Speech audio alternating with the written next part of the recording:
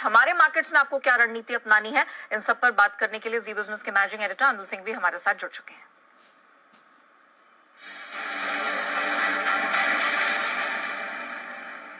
Sir morning, मेरे पास आज आपके लिए दो सवाल हैं सर, बट ऑफ कोर्स पहला सवाल तो ये कि इजराइल हमास ये जो युद्ध छिड़ गया है सर दोनों के बीच में, हमारे मार्केट के पर्सपेक्टिव से इसे कैसे देखना चाहिए, कैसे कोई इम्पैक्ट की तैयारी करें? Good morning Neha. देखिए, इसमें कोई डाउट नहीं कि ये एक अनएक्सपेक्टेड नेगेटिव खबर पूरी दुनिया भर के लिए आई है, जो बड़ी भी है और बड़ा होने का पोटेंशियल भी रखती है।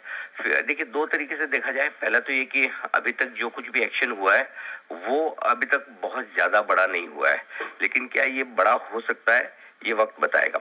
अब इसमें आपको जो सबसे ज्यादा ध्यान रखने की बात है वो ये कि अगर इसका किसी एक चीज पर सबसे ज्यादा असर आएगा तो वो है क्रूड, कच्चा तेल। तो सिंपल आपको कच्चे तेल के प्राइसेस पर नजर रखनी है। अगर कच्चे तेल के प्राइसेस आपको इंडिकेशन दे ऊपर जाने के बार बार लगातार, तो ये समझ लीजिए कि इसका मतलब क्लियर कट है कि दिक्कतें बढ़ने वाली, क्योंकि अब होगा ये कि इजराइल पूरी तरह से बदला लेने की कोशिश करेगा। अब इजराइल का बदला कितना बड़ा होता है और कितना लंबा होता है, ये सबसे बड़ी चीज है। तो मेरे ख्याल से वो एक बड़ा ट्रिगर है। फिलहाल जो इम्पैक्ट है बाजारों पर वो लिमिटेड है, लेकिन इस पूरे कॉन्फ्लिक्ट में बड़ा होने का पोटेंशियल जरूर है। तो उस पोटेंशियल से आप नजरअंदाज नहीं कर सकते। तो थोड़ा सा वेट एंड वॉच वाली सिचुएशन रखनी है। हर दिन किस तरह से चीजें बदलती है, किस तरह से आगे बढ़ती है, वो देखनी जरूरी है।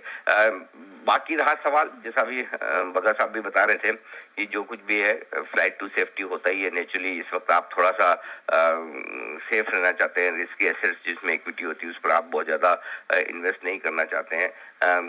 गोल्ड वगैरह आपके बढ़ने ही है। सो मेरा ये समझना है कि दुनिया भर के बाजारों में भी और भारतीय बाजारों में भी फिलहाल जो असर रहेगा वो लिमिटेड रहेगा। उसके बाद आज से आपको पूरी तरह से इस पर नजर रखनी है कि क्या कुछ हो रहा है, किस तरह से चीजें बदल रही है, किस तरह से चीजें बढ़ रही है। क्योंकि अगर सिर्फ इजराइल और हमास यही लड़ते रहे तब तक तो बहुत बड़ी चीज नहीं है, लेकिन अगर समझिए कोई और ईरान का खुलकर सामने आ जाए, अभी बाकी सारे बड़े देश खुलकर इजराइल के पक्ष में आ रहे हैं, उधर किस तरह से उन्हें सपोर्ट मिलता है, तो यानी कि अगर दो बड़े गुट दुनिया में बन जाए तो फिर मामला थोड़ा सा बिगड़ सकता है। तो क्या होगा या आपके मेरे सबके अंदाज लगाने वाली बात है, लेकिन हमें जो सिग्नल लेना है एक ही सिंपल सी चीज रखिए दिमाग में, कच्चा तेल देखते रहिए बस।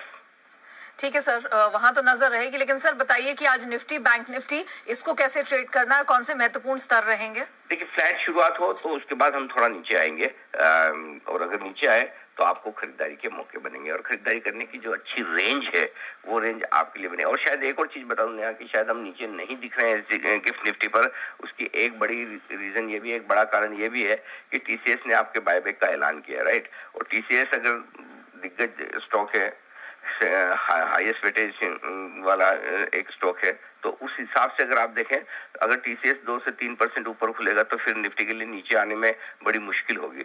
यही वजह है कि आपको गिफ्ट निफ्टी एकदम स्टेबल नजर आ रहा है। मेरा ये समझना है कि अब गिफ्ट निफ्टी के लिए जो नीचे की तरफ सपोर्ट होगा तो 19,450 19,575 के आसपास की रेंज ऐसी होगी जहां पर गिफ्ट निफ्टी सपोर्ट, जहां बाजार सपोर्ट लेने की कोशिश करेगा।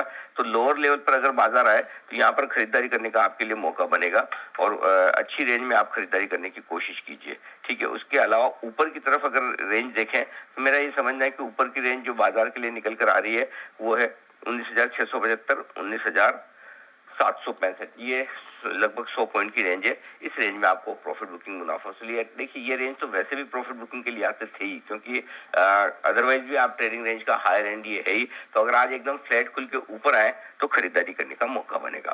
बैंक निफ्टी का जहां तक सवाल है, 43,850 44,000 ये आपके लिए मजबूत सपोर्ट जोन है आज के लिए, और ऊपरी स्तरों पर 44,400 44,500 के आसपास की रेंज पर फोकस कीजिएगा जी।